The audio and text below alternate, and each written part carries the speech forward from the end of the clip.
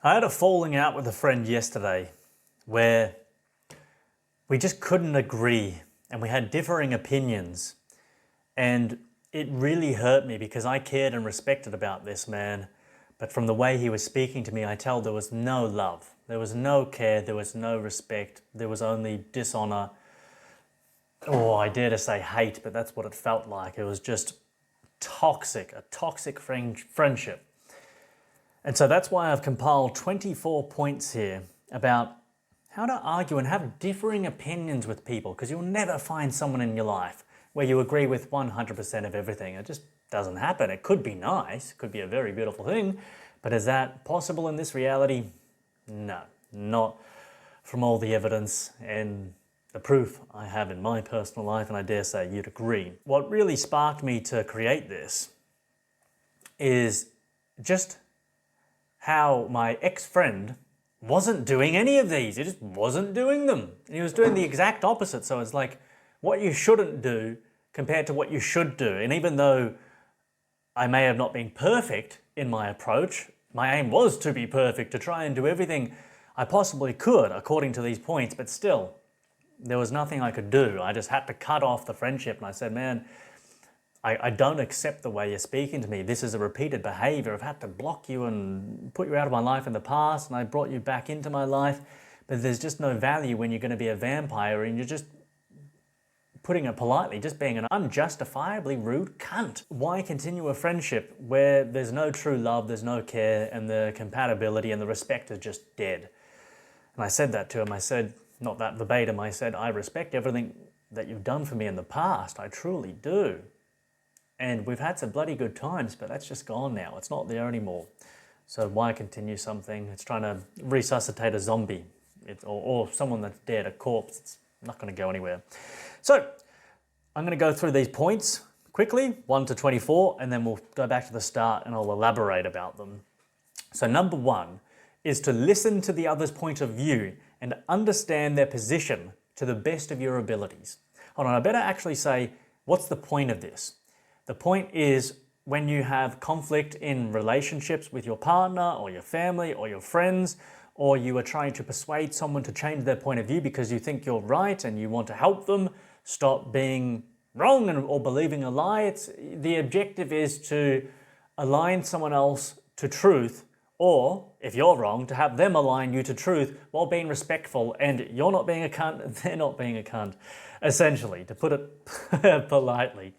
So again, number 1 was to listen to the other person's point of view and understand their position to the best of your abilities. 2, ask questions to discover in as much detail as possible the other's point of view. Ask those questions.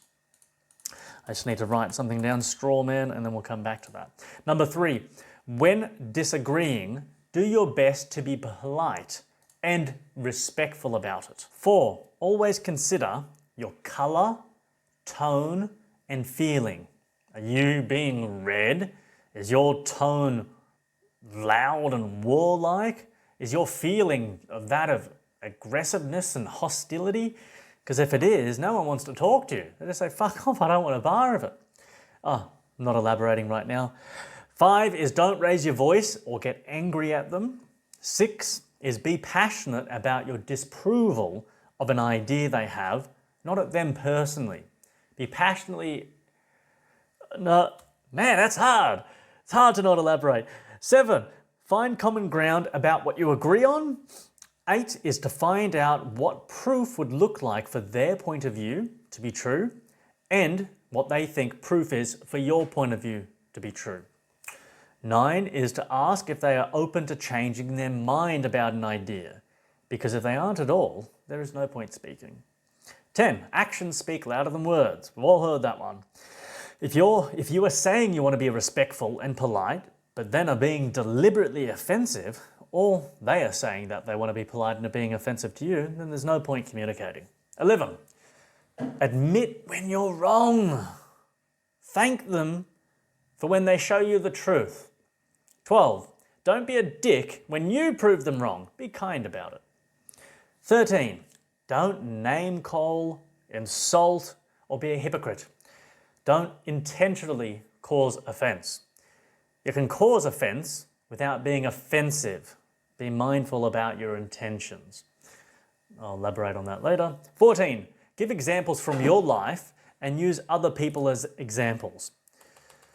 People who believe in Christianity usually also think this, not you think like this is what you do. Because number 15 is to not put words in their mouth or instruct them what to do. Don't tell them what to think or what to do, because people don't like that. Just ask yourself, do you like being told that? No. Do your best, number 16, do your best to not make them feel stupid or to condescend them. 17, recognize when you've accidentally put them on the defensive or on guard, and either apologize or pull back the pressure by bringing clarity about the subject. 18, don't attack their character, attack their ideas as if they are not their own, but other people's or detached from them. And this is kind of similar to the other points. Some of these points obviously lap over. Number 19, learn what you can from them and tell them you appreciate the good things that they say. 20, actually be interested in their thoughts, not just waiting for your turn to speak.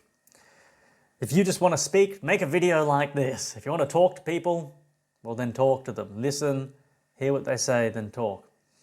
21, when you know for sure they are wrong and you are right, be patient. Your time will come. 22, you can disagree, but you don't have to be disagreeable about it. 23, if possible, try and stick to one point at a time to avoid confusion. 24, if you need to drop a point, drop it and move on to a different point or topic. Obviously, there'd be maybe hundreds more to be a very good communicator, debater, arguer, to do it in a polite and respectful way to actually change people's minds, or just to avoid conflict or overcome conflict in the least confrontational kind of manner. But this is all I've got for now. Otherwise, oh man, how long could you talk about this? You could make you can make courses about this. So going back to the beginning, 1, listen to the other's point of view and understand their position to the best of your abilities, because you don't want to straw man someone else's argument, because this happens all the time. It's like that ex-friend I was telling you about. He would just straw man an argument. He would violently, like not physically violently, but violently with color, tone and feeling, just oppose my ideas without even understanding my ideas. Just totally straw man an idea. So a straw man is like an attack. It's saying I'm just going to use the actual example. What he was doing, we were discussing anarchy.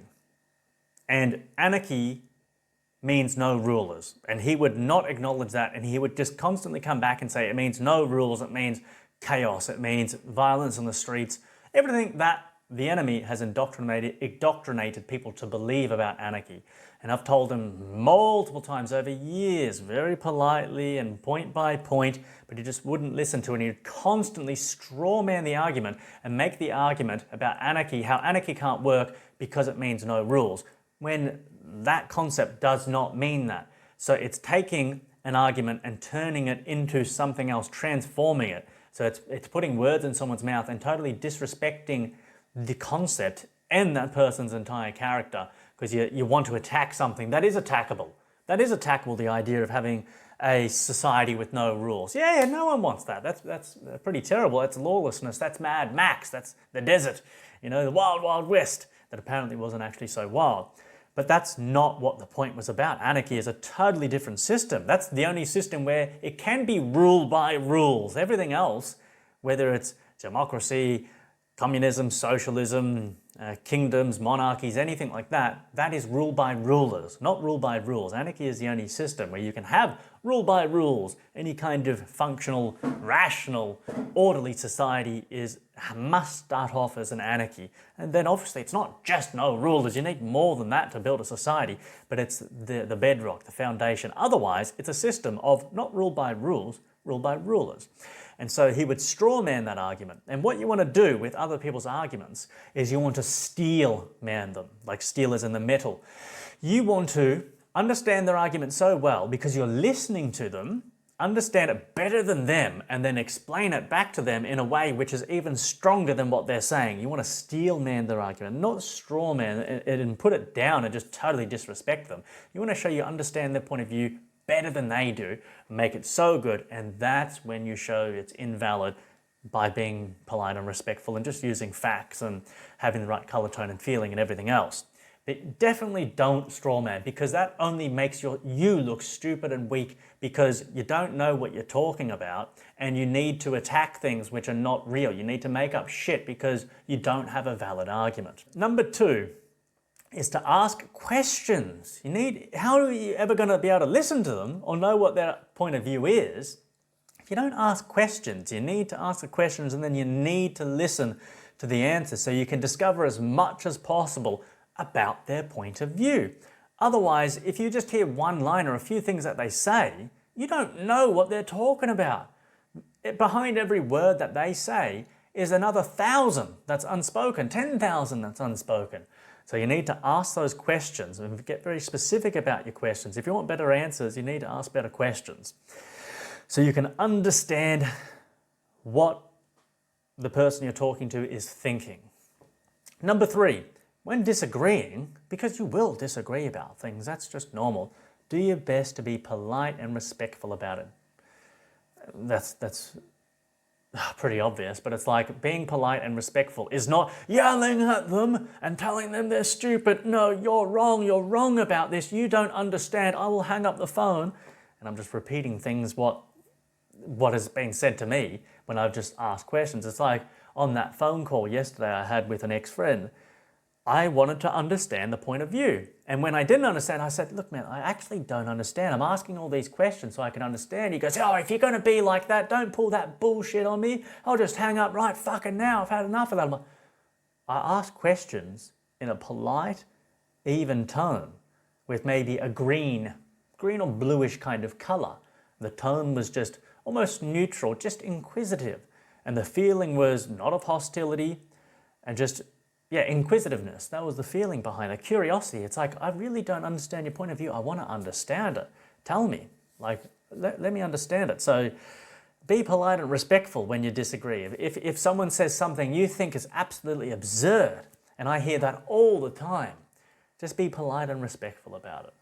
And if you don't know what that means, just don't be a fucking right cunt.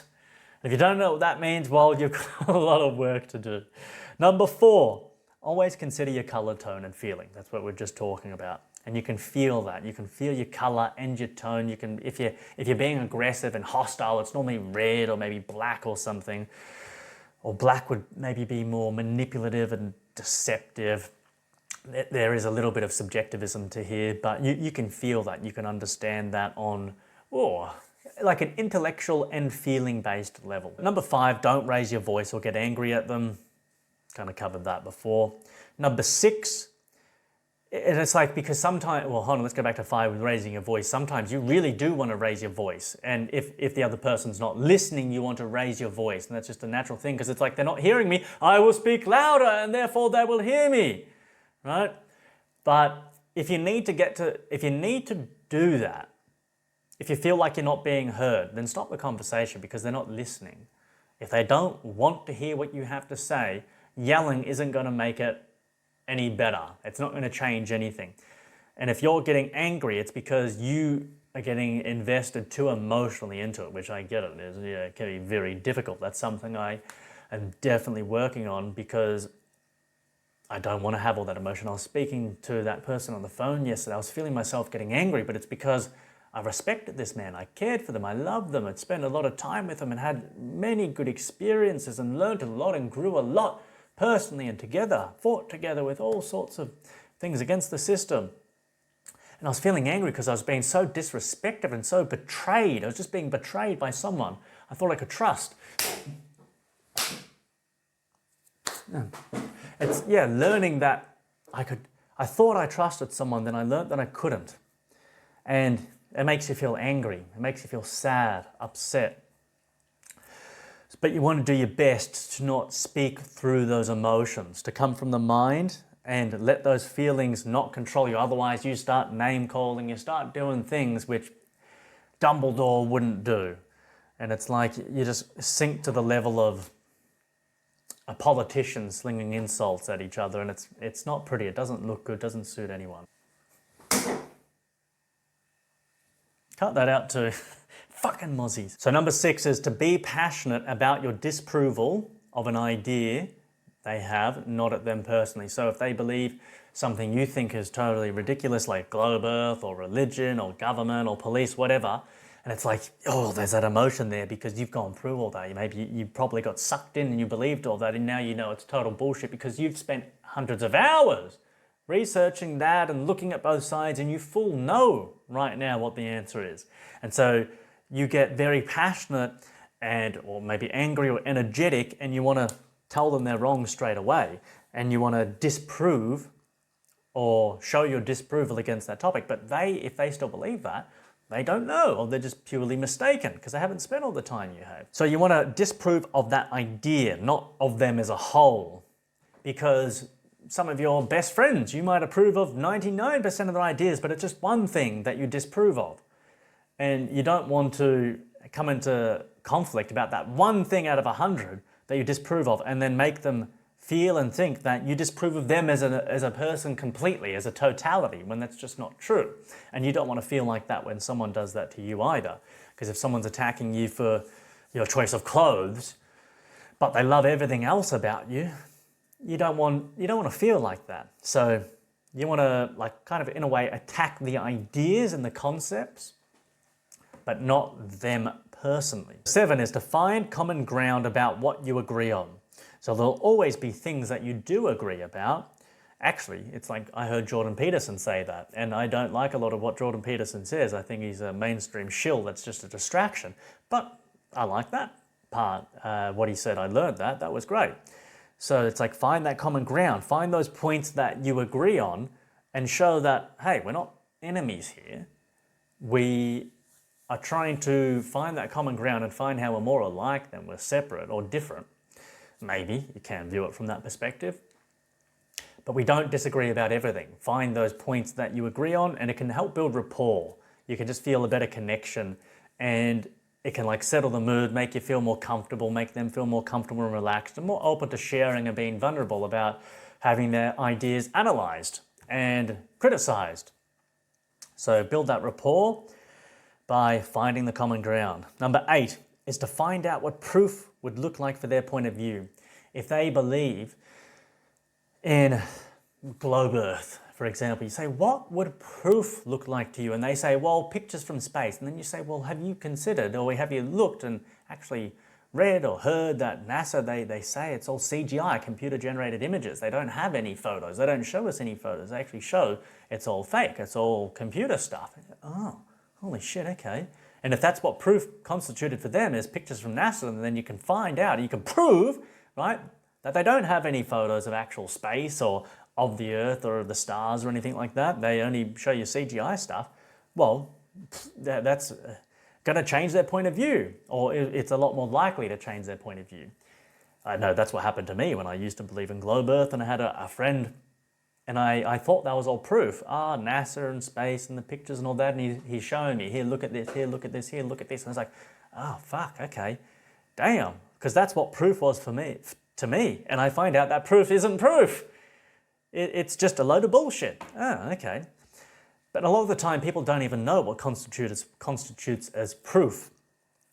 So you need to ask that. It's like, if I am saying that pride means to feel a great sense of satisfaction for one's ability to competently overcome the challenges in reality, and they say, oh, I totally disagree with that. It's like, well, what proof would you need that pride is that or isn't that? Or the topic of humility or capitalism or communism or whatever the point of discussion is. Find out what proof is for both sides, and then look or attack those points. Attack is a strong word, right? But yeah, you can use attack. It depends on the intention behind it. It's not attacking the person, it's attacking the points. Number 9 is to ask if they are open to changing their mind about an idea.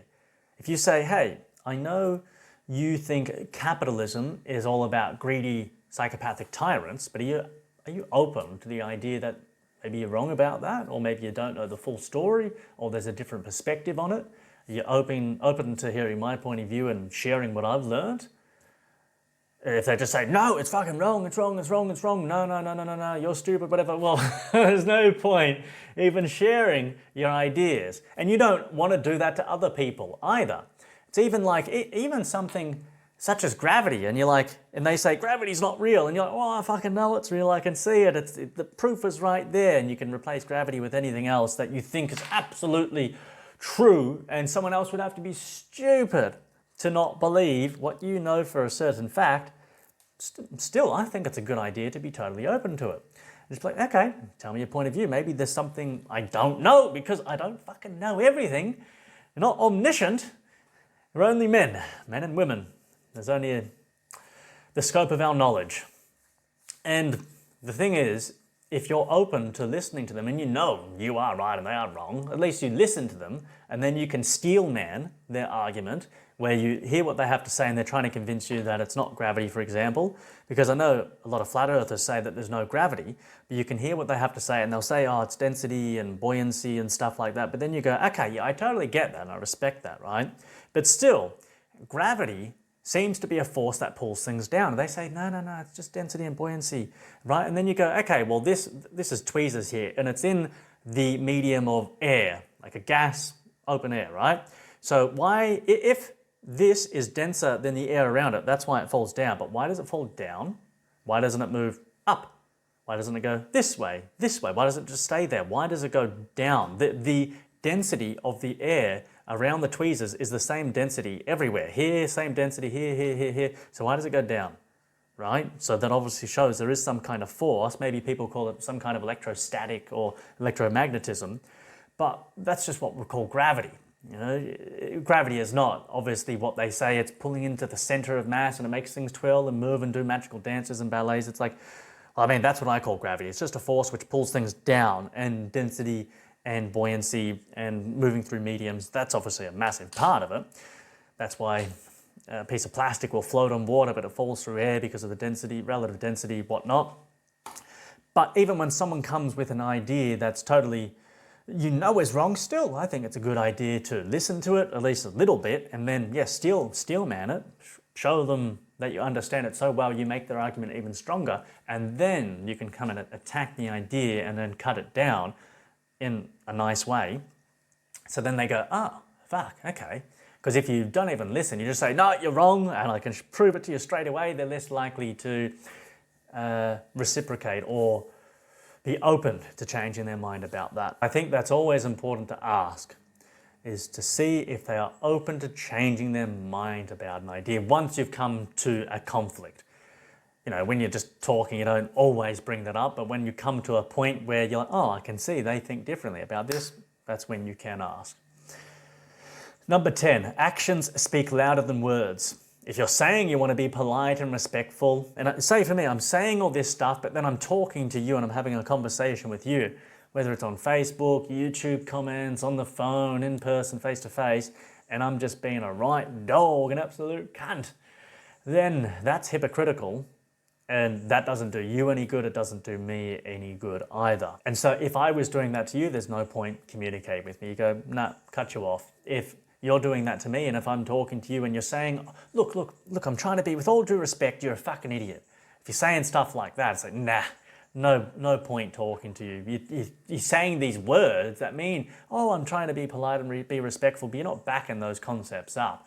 You're betraying those words with your actions. Number 11, admit when you're wrong and thank them for when they show you the truth. It's changing a perspective about it. This is what pride is. You can only change your mind and admit when you're wrong when you are actually proud, because your self-esteem is attached to your competency to deal with the challenges of reality. And if you're incompetent, unable to change your mind when you're wrong, then you are incompetent and you cannot be proud. Pride comes from competency, right? So to be able to change your mind when faced with the facts of reality, you have to be proud. You have to be proud. And that is such a common misconception. People say, well, you have to be humble. You have to lower yourself to be able to change your mind. Fuck no, it does not work like that. And you can make a whole video about that. Now, you need to be proud. You need to have that pride, and your self-worth comes from who you are as a man. essentially, yeah, having the competency to deal with the facts of reality. And it's the satisfaction that comes from that. That's why when you do something great, you feel pride. You finish that marathon, you lift up the heavy weight, you start a business, you put all this energy and effort into overcoming all these challenges and obstacles, and then you feel that sense of satisfaction. It's different from happiness. It's a sense of accomplishment. So when you are proud about yourself and your method, the way you interact with the world and you deal with the world and cope with it, with life itself, then your sense of worth is attached to your ability to change your mind, because obviously you're more interested in being competent rather than being incompetent. A lot of the time, humility, maybe not a lot of time, all the time, humility is connected to incompetency, because you have to lie and pretend. You have to lower yourself to your inferiority. And I suggest watching some other videos. I've got a couple other videos talking about humility, because I am not a fan of that whatsoever, because I'm not a fan of lying. I'm a fan of being real, being true, being accurate, being honest. No need for lying, no need for pretending when pretending is unnecessary. So come from the perspective of being grateful, being appreciative. Oh, fuck, you told me that. Oh, damn, I was wrong about that. That's fantastic. I really like that. That's awesome. Thank you, thank you. And also, it leads into the next one, number 12, don't be a dick when you prove them wrong. If they were wrong about something, you showed them the truth, say the concept of humility, and they're like, oh, I get humility. Don't be like, yeah, you see you were wrong. Yeah, you dumbass, how'd you fall into that one? Obviously, that's what little kids do who have got really bad parents who haven't taught them any better. So you don't want to be doing that. Don't want to be doing that at all. You want to be kind about it. Like, yeah, there you go. I'm glad I helped. Yeah, awesome, no worries. So that's when you're proven wrong or you prove them wrong. Be kind about it. Be thankful, appreciative, grateful that you were able to change their mind or they were able to change your mind. So you can both be more aligned to truth. That's what matters. That's what you want. You want to be aligned to truth, or understanding people's subjective truths, meaning they like bananas, they think bananas are the best food in the world, you think pizza is, right? So no objectivity there, it's just subjective and just respecting that. Number 13 is don't name call, insult, or be a hypocrite. Don't intentionally cause offense, because sometimes you can be speaking and then just accidentally you'll cause offense, right? But you don't have to be offensive about it. Being offensive is like when you're deliberately trying to be offensive. You can cause offense. I cause offense all the time just because I'm speaking my mind and what I know to be true. Say humility is a sin. I think unconditional love is pure evil. Just that alone, I don't think you should have kids on earth. I think religion and Jesus is the ultimate villain. Religion is bullshit. I hate the police. I hate the government. I hate anyone who destroys that which is good. And so, oh man, how much offense does that cause? That causes heaps of offense. But I'm not doing it with the intention of being offensive to make you hurt or feel harmed. I'm doing it with the intention of caring, because I want you aligned with the truth. I want everyone aligned with the truth, because I know my life will be fucking better. Your life will be, and because your life will be better. I'm doing it for my own selfish interests, my rational, selfish values. And my value is to have people align with the truth, because when people are aligned with the truth, then lies don't rule the world, and lies are evil. Lies are evil. That is not love. That is out of alignment with everything that is good and righteous. So you can be you can cause offense without being offensive. So if you do, well, do I come on to this? Well, it all comes back to your intentions. The intention behind the action can govern the action. So be mindful of your intentions. Don't try to deliberately be offensive. Refrain from name calling. Don't call people names unless it's in jest, and you can do that. Otherwise, definitely don't do an argument and call them stupid or come up with silly names that puts them down. Sure, it'd be clever and funny to watch a comedy show and watch them do that there, but I don't suggest that. Because you have to really ask why you're doing that. Why do you feel the need to call them a name or to insult them and put them down? Why? Why are you doing that? Really think about that. You'll find the answers within. Don't be a hypocrite. You don't want to be called silly and nasty names, so don't call other people those nasty names, because that's what a child does. A child doesn't live by principles because they have no experience. They don't know what it means to be principled. If you say, I don't want to be offended, I don't want other people to insult me, that's what I mean. I don't want other people to cause me harm. or if that's a principle you have and something you are very conscious and aware of and you're passionate about, I don't want other people to make me feel like a piece of shit. Why would you do that to someone else? And you're not principled then. I was going to say a fucking dick, but it's more like just a child, just immature and not stupid, but just inexperienced and not focusing your attention on that which matters. You're distracted by that which does not matter, which happens all the time. That's why so many people in the world are childish. It's not that they're stupid per se, that's debatable. But let's look at it from this point of view. It's not that they're stupid per se and they don't have the capacity to understand the truth.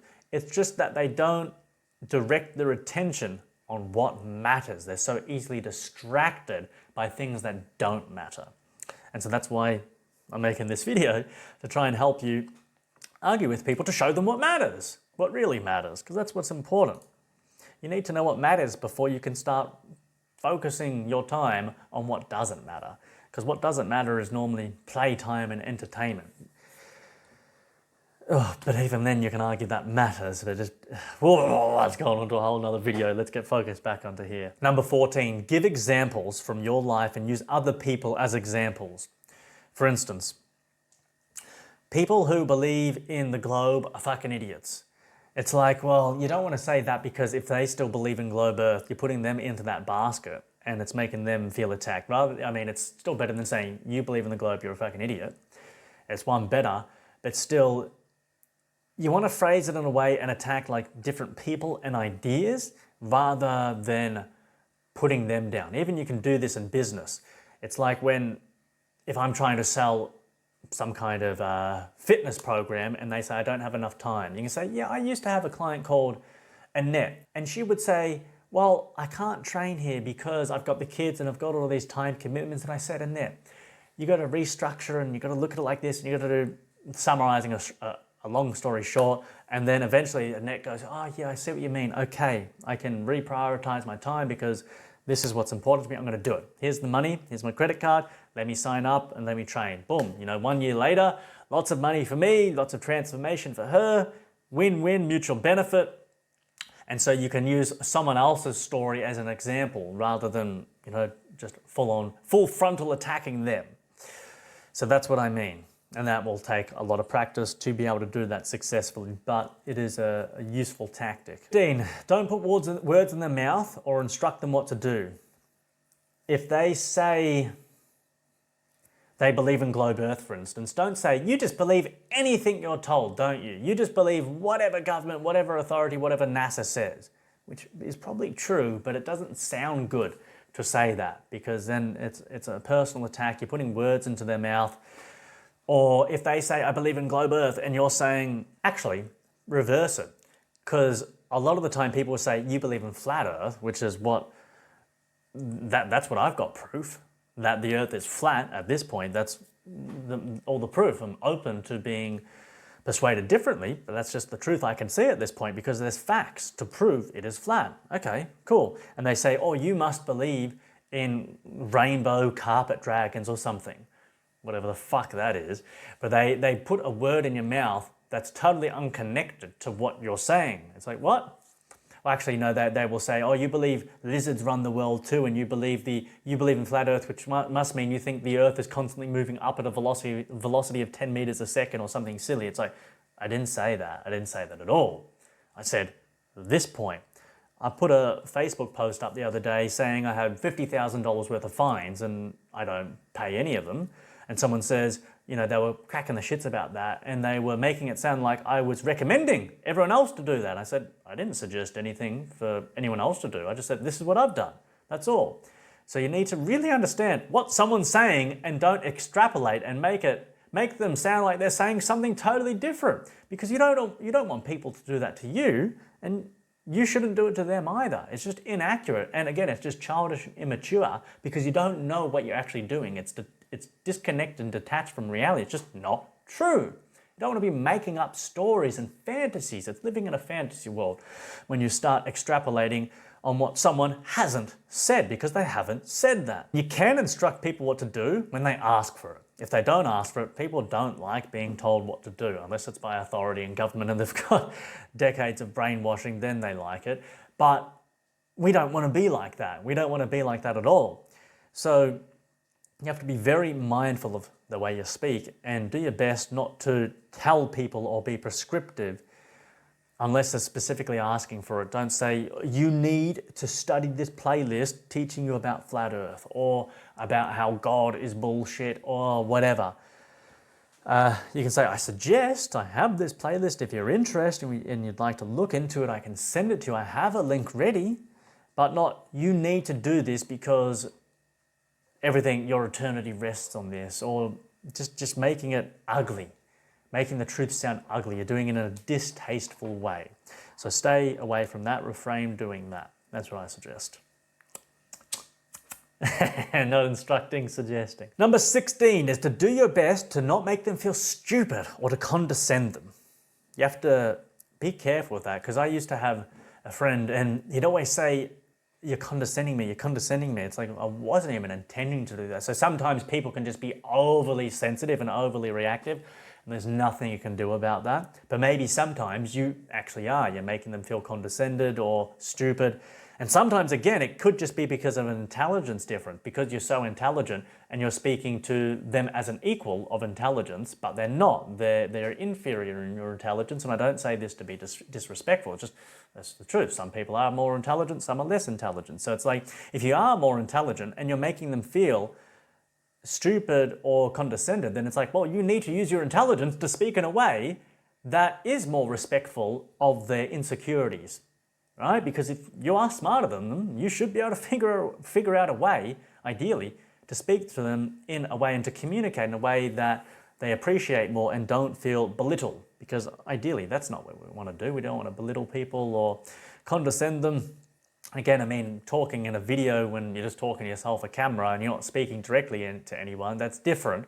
You know, I might say a lot of shit about a lot of things I don't like, and I attack and I get angry, and it's like a form of therapy for me as well. But when I'm talking directly one-to-one, my approach is ideally, and which I need improvement on as well, I'm only 31, I've still got so much more room to grow, is I'd like to look at it and come from the perspective of maybe Albus Dumbledore. I think that's a really good way. If you know they're wrong, it's like, instead of being Donald Trump about it, right, you be Albus Dumbledore. Okay, how would he sit? He'd put his fingers like this, I think. You'd look down over his half-moon spectacles. Harry, have you thought about it from this point of view, you know? Rather than Donald Trump, you're an idiot, you're the worst, you're stupid, trust me, I'm right. So it's like talking to the police as well and the courts. You want to do your best to not make them feel stupid or vengeful, because if you make them feel stupid, they're going to be vengeful. So it's the same with other people. Try your best not to make them feel stupid, because you don't like feeling stupid. No, that's how I come up with this whole list. And that's how you figure out practically everything in life about morality and just how to treat other people.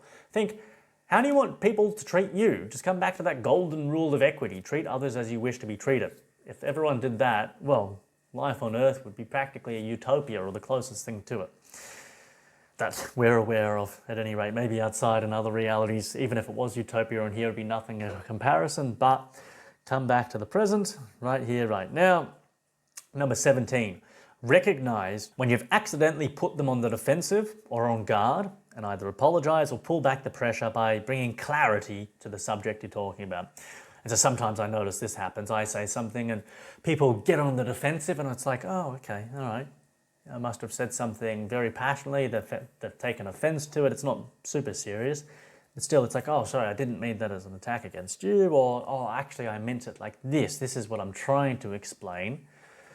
So just be aware of that. Because you'll find that with yourself sometimes as well.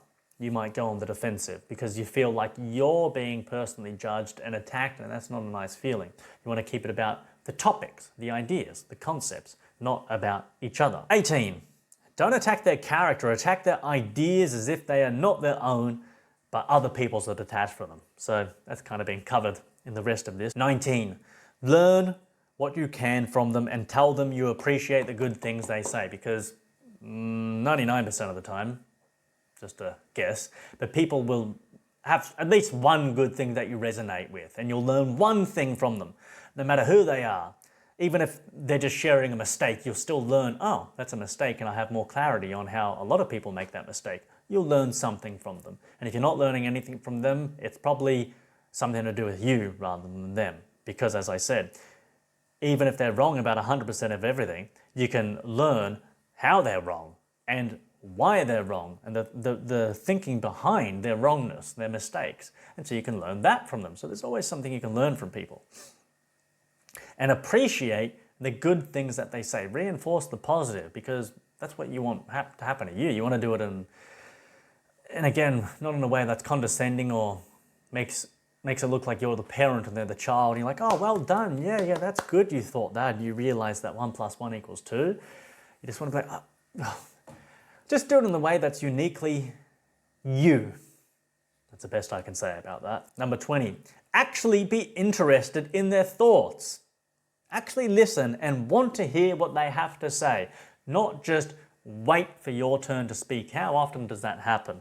And that mate I had to break up with yesterday, that's all he was interested in. Just didn't want to hear anything. It's just like he was so eager to speak his mind, he wouldn't even let you finish a fucking sentence before he would cut over you and start talking. It's like, man, I can't even finish like a word sometimes. That's not cool. That's not cool. If you want to do that, speak in the fucking mirror. If you want to talk to another living being, you have to shut the fuck up and listen. And then, at the appropriate timing, then speak. Sometimes I get it. It's okay to cut over them, but not out of principle, like what happens in court a lot of the time. They're just cutting over you. Don't be like that. Be honorable and respectful about it and actually care about their thoughts, because if you don't care about what they think, you don't care about them. And if you don't care about them or what they think, why the fuck are you speaking to them? Stop speaking to them. Go speak to someone else that you actually care about. And when you actually care about someone, you actually want to hear what they have to say. And if you actually care about what they have to say, then you need to shut up so you can hear it. What is it? It's like we've got 2 ears and 1 mouth. What does that tell you? There's a time for speaking, there's a time for listening. They are both equally important. When you know for sure they are wrong and you are right, be patient. That's number 21. And sometimes I feel this a lot of the time, because I feel that a lot of the time. I know I'm right about this because I've studied it for 300 hours and they've studied it for 300 seconds. And it's like, well, I'm very eager to show them how they're wrong so I can get them aligned to truth, and I can talk about something I'm really passionate about and I enjoy. And I want to help them, because if I was speaking to someone who was more advanced than me in experience, who'd studied 3,000 hours compared to my 300 hours about a specific topic, and they told me I was wrong, it's like, well, I would want to be told I'm wrong, and I'd want them to tell me why I'm wrong. It's like, it's not bad to tell someone they're wrong, per se, but you need to do it in the correct way, and it depends on the context of who you're speaking to. If someone who had studied capitalism for a lot longer than me, and I said, capitalism means there are no monopolies. That is by principle. And they said, you're actually wrong, because this, and this. And you can have actual natural monopolies that occur, or they had some really good explanation behind it. And they told me they're wrong. I'm wrong. And then they told me exactly why. And I was open to hearing about that because we already discussed it, or that's just the nature of our friendship, whatever. And they told me point by point and gave me the facts. And it's like, okay, I got no problem with that. But how many people like that? Not many people. They don't like to just be told why they're wrong straight up. So you need to be more romantic or fluid or careful about that. And take it. I don't like dancing, so I won't say dance, but just have more feeling to it. Just feel out the conversation. Be careful with what you say and what you don't say, because a lot of the time patience is a virtue in those situations, and ease into it when you know you are right and they are wrong. Number 22, you can disagree, but you don't have to be disagreeable. Basically, That's this whole thing. It's like you can come to conclusions because sometimes you might do all of these points and you might both be doing all of these points and you highly respect each other, but you still disagree about a point. It's like, okay, cool, we agree to disagree. We don't need to be disagreeable about it. That's the sign of a quality friendship and two high quality people. That's when you know you're high quality, is when you're able to do that. If you can't do that, in my opinion, you're low quality. And if you find someone else, whether a friend, a partner, anyone, when you can both do that, like you want to keep that person around, you want to look after them, you want to care for them, respect them, because that is a rare trait in this world, to be able to disagree but not be disagreeable. Look after them. 23 is, if possible, try and stick to one point at a time to avoid confusion. If you're talking about what we need to do to change society, we need anarchy as a foundation, then you want to put capitalism above that, then you need privatization, then you need to have private security, you need to have objective philosophy with metaphysics and an objective epistemology, and then you need objective morality. We need to get rid of the concept of politics and just bring it back to that capitalism, privatization. Oh, too much, right? It's too much for them to argue about. Or someone else is saying that to you. You go, hold on. Just one point at a time. You said anarchy. What's your definition of that word? What do you mean when you say that? It's like, oh, okay, explain this.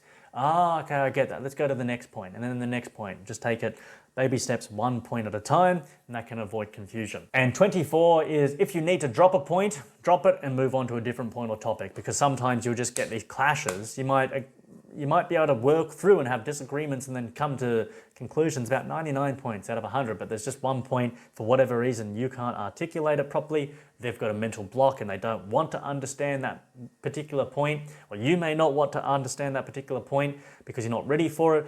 You just put it into the back burner. Okay, let's save that for later. We can't move through it right now. Let's drop it and let's move on to the next topic. So I hope you found this information helpful. And if you have, I suggest you use it.